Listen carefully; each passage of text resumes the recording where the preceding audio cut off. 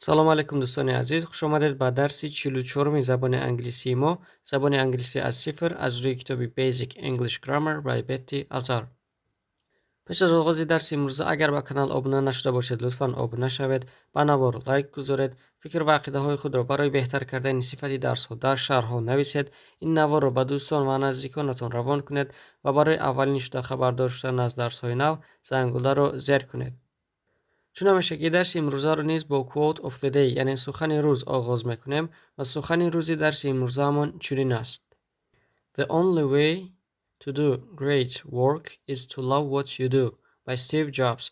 ترجمهش به زبان تاجیکی می شود: یگانه راه انجام دادن کاری بزرگ این دوست داشتن کاری که میکنید است. سخن استیو جابز.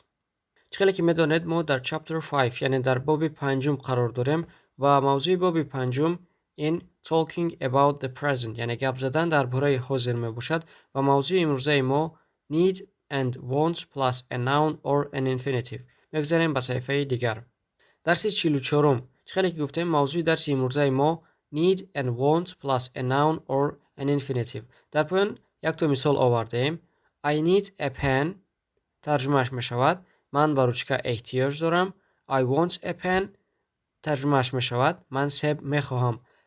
در این درس ما با شما می آموزانیم که کدام وقت need استفاده بریم، کدام وقت want استفاده بریم و کدام وقت بعد از need یا بعد از want اسم می آید و کدام وقت infinitive می آید. میگذاریم به موضوع امروزه. چقدر که گفتیم موضوع امروزه ما need and want plus a noun or an infinitive. need می شود احتیاج داشتن، want می شود خواستن، a noun می شود اسم، infinitive باشد این شکلی فعل است. در پایان قاعده اش را آوردیم. infinitive این شکل اساسی فعل که شخص و شماره ندارد. مثلا کردن، رفتن، دویدن. در زبان انگلیسی با to نوشته می شود یعنی پیش از فعل کلمه to می گیرد. to do, to go, to run. مثال های A و B رو میخونیم. این شکل یکم verb plus noun یعنی بعد از فعل های need و want اسم میآید. مثال A we need food ما به خوراک احتیاج داریم. مثال B I want a sandwich من ساندویچ میخواهم. need is stronger than want need از want دیده با قوت‌تر است یعنی need رو زمان استفاده میبریم که احتیاج ما با قوت‌تر است یعنی به آن چیز زیادتر احتیاج داریم. Need gives the idea that something is very important. Need رو زمانی استفاده میبریم که ما با آن چیز خیلی احتیاج داشته باشیم و آن چیز خیلی مهم باشد. Need and want are followed by a noun or by an infinitive. بعد از کلمه های need و want بعضا اسم میآید و بعضا infinitive می باشد. و infinitive رو خیلی که گفتیم infinitive این شکل فعلی می باشد که پیش از خودش کلمه to میگیرد و بعد از خودش the simple form of verb بعد از خودش شکل ساده فعل. در پایان شکل ساده فعل کدام است آن را خودش آورده است. the simple form of a verb شکل ساده فعل. a verb without s, ed or ing فعل هایی که به پسوند هستند یعنی پسوندی اس ندارند، ایدی ندارند و یا ing ندارند. Example of the simple form of a verb مثال های برای شکل ساده فعل. شکل ساده فعل این به فعل های come, help, answer, write گفته می شود و infinitive باشد پیش از خودش خیلی گفتیم to میگیرد. to come, to help, to answer, to write. و مثال های infinitive رو میخوانیم. verb plus infinitive یعنی فعل جمع infinitive. we need to eat ما باید خوریم یعنی به خوردن احتیاج داریم. I want to eat a sandwich من ساندویچ خوردن میخواهم. این موضوع امروزه بود. میگذاریم با مشق ها. exercise 28 مشق 28 add to where necessary و جایهایی که لازم است کلمه to اضافه کنید. چقدر که گفتیم کلمه to پیش از فعل ها می آید. اگر در جمله تغییرات نباشد یعنی جمله درست باشد no change می شود یعنی تغییرات نیست. I want some water من آب می خواهم. no change یعنی جمله درست است تغییر نمی یابد. جمله دوم I want drink some water در اینجا پیش از فعل کلمه to می آید چون که اینجا infinitive است. من آب نوشیدن میخواهم. مثال سیوم Linda wants go to the bookstore. در اینجا هم پیش از کلمه go to میآید چون که این هم اینفینیتیو است. لیندا میخواهد که با کتاب فروشی رود. مثال دیگر Linda wants a new dictionary. در اینجا تغییرات نمی‌یابد چون که a new dictionary این اسم است، a noun است. مثال پنجم I need make a telephone call. در اینجا باشد بعد از need فعل آمده است و باید در شکل اینفینیتیو بیاید و پیش از make باید to بیاید. من باید زنگ زنم، یعنی با زنگ زدن احتیاج دارم. مثال دیگر I need a telephone. من با تلفن احتیاج دارم. در اینجا بعد از need اسم آمده است، یعنی noun آمده است. در اینجا to نمیگیرد. مثال هفتم Do you want go to the movie with us? در اینجا هم بعد از want کلمه go آمده است و باید در شکل اینفینیتیو بیاید و پیش از خودش to بگیرد. Do you want to go to the movie with us? آیا با ما با تماشای فیلم رفتن میخواهی؟ مثال هشتم Do you need a new notebook? در اینجا بعد از need کلمه notebook آمده است. notebook این اسم می باشد، یعنی a noun. از این رو تو نمیگیرد. جمله درست است. Do you need a new notebook? آیا با دفتر نو احتیاج داری؟ میگذاریم با مشق دیگر. Exercise 29. مشق 29. در این مشق بعضی سوال ها است و شما باید با آن سوال ها جواب دهید. بعضی سوال ها رو خود کتاب اجرا کرده است. مثلا What do you need to do tomorrow morning? پگاه سحر چی کار باید کنی؟ یعنی با چی کار کردن احتیاج داری؟ مثلا student A جواب میده. طلبه A جواب میده که I need to go to school at 8 o'clock. من در ساعت 8 احتیاج دارم به مکتب روم، یعنی من باید به مکتب روم. مثال سوال دیگر What do you need to do? تو با چی کار کردن احتیاج داری؟ یعنی چی کار باید کنی؟ I need to eat breakfast. من با نهاری کردن احتیاج دارم و یا من باید نهاری کنم. و سوال هایی که در پایان هست با آنها ما جواب میدهیم. سوال یکم What do you need to do tomorrow morning? پگاه سحر با چی کار کردن احتیاج داری؟ یعنی آیا پگاه سحر چی کار باید کنی؟ جواب ما I need to do my homework tomorrow morning. من پگاه سحر باید وظیفه‌ام را کنم، وظیفه خانگیم را کنم. و یا من پگاه سحر با وظیفه خانگی کردن احتیاج دارم. مثال دیگر What do you want to do tomorrow morning? پگاه سحر تو چی کار کردن میخواهی؟ در مثال یکم need آمده است باید کنی. در مثال دوم want آمده است میخواهی کنی. یعنی need باید میشود، یعنی مجبور هستید کنید. want باشد خواستن، خواهید میکنید، نخواهید نه. What do you want to do tomorrow morning? پگاه سحر چی کار کردن میخواهی؟ I want to drink coffee tomorrow morning. من پگاه سحر کافه قهوه نوشیدن میخواهم. مثال دیگر What do you need to do in the afternoon tomorrow? بگاهی پگاه چی کار باید کنی؟ یعنی به چی کار کردن احتیاج داری. I need to go to work in the afternoon tomorrow. بگاهی پگاه من به کار باید روم. و یا بگاهی پگاه من به کار رفتن احتیاج دارم، یعنی مجبور هستم که به کار روم. مثال چهارم What do you want to do in the afternoon? بگاه چی کار کردن میخواهی؟ جواب I want to meet my friend in the afternoon. من میخواهم با دوستم بگاه واخورم. مثال پنجم What do you want to do in the evening? بگاه چی کار کردن میخواهی؟ I want to watch a movie in the evening. من بگاه فیلم تماشا کردن میخواهم. What do you need to do tomorrow evening? شامی پگاه چی کار باید کنی و یا با چی کار کردن احتیاج داری؟ جواب ما I need to study English tomorrow evening. شامی پگاه زبان انگلیسی باید خوانم و یا با زبان انگلیسی خواندن احتیاج دارم. در اینجا ما تنها با ای یعنی با من جواب دادم و اگر کلمه هی و یا شی بیاید وای زن و یا وای مرد چه خیلی سوال میدیم What does he need to do tomorrow morning چه خیلی که میدونید وقتی که he she it بیاید ما کلمه های سوالی does رو استفاده میبریم. در اینجا do رو استفاده بردیم، در اینجا باشه does رو استفاده میبریم. What does he need to do tomorrow morning وای پگاه سحر چیکار باید کند و یا به چیکار کردن احتیاج دارد. He needs to do his homework tomorrow morning.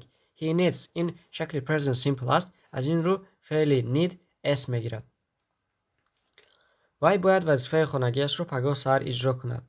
سوال دیگر وقتی که با ما سوال دهیم چه خیلی سوال میدهیم What do we want to do in the afternoon ما بگاه چی کار میخواهیم کنیم.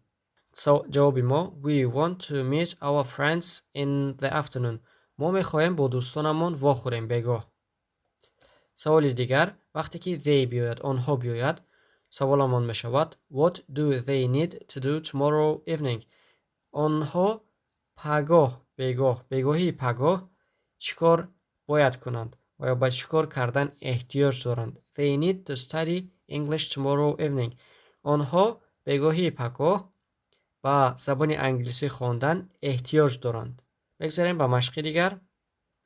Exercise 30 مشق 30 در اینجا برای موضوع امروز را باز هم خوبتر فهمیدن مشق 30 رو اجرا میکنیم.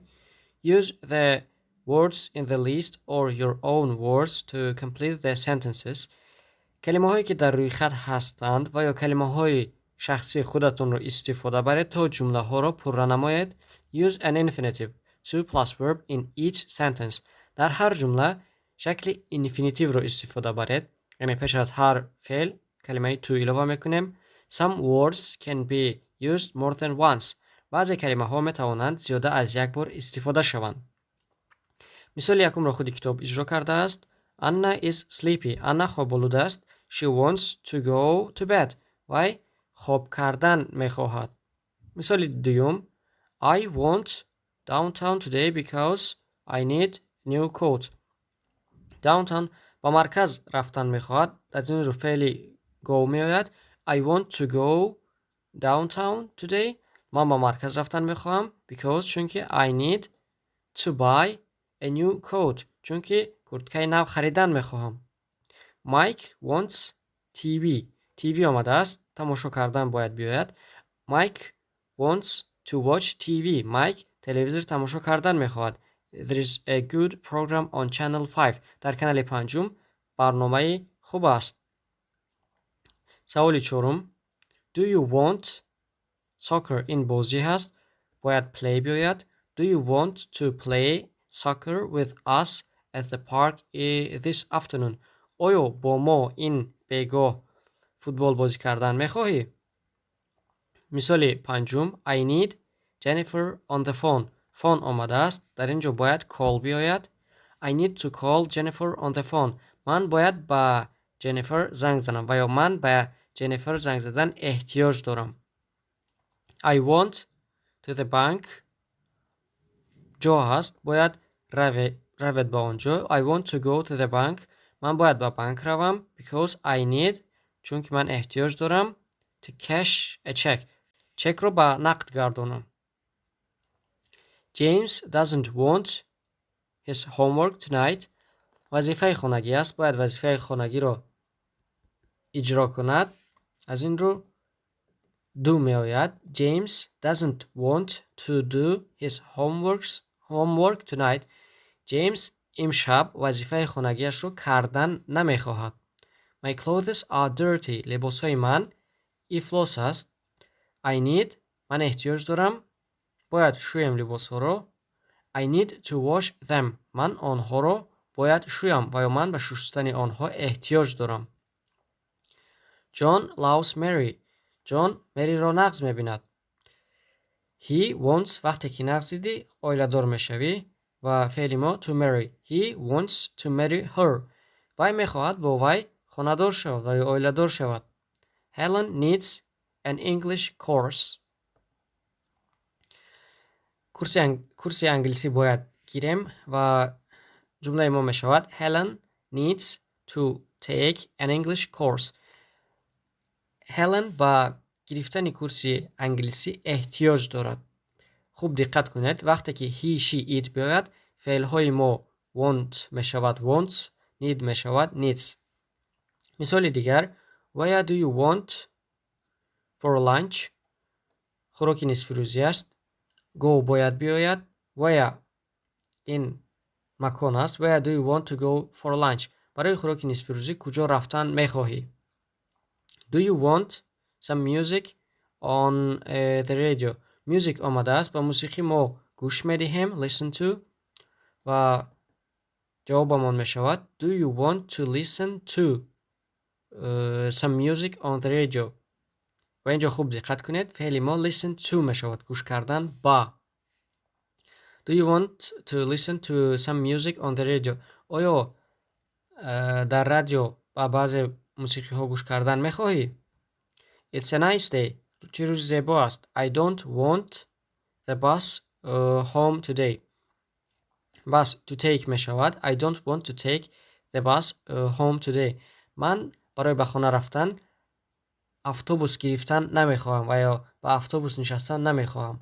I want home instead. با اتوبوس نشستن نمیخواهد پس باید راه رود می شود I want to walk home instead. با جایش من راه روان با خانه رفتن میخواهم. David's desk is full of overdue bills. میز دیوید پر از چک ها است. He needs to pay his bills. میزش پر از چک ها است و وای باید این چک ها رو سپارد و یا پرداخت نماید. بگذاریم به صفحه دیگر. New words کلمه های نو. Need احتیاج داشتن. Want خواستن. Do does اینها فعل های یاردهنده می باشند که به معنای کردن می آیند. Noun اسم. Infinitive این شکل فعل می باشد. Idea فکر. Strong با قوت. Important مهم. To drink نوشیدن. To make کردن. To buy خریدن. To watch تماشا کردن. To take گرفتن. To wash شستن. To walk راه رفتن. To listen to گوش دادن با. To pay پرداخت کردن. To go رفتن. To come آمدن. To marry آیله‌دار شدن. To call زنگ زدن و یا فریاد کردن. To play بازی کردن.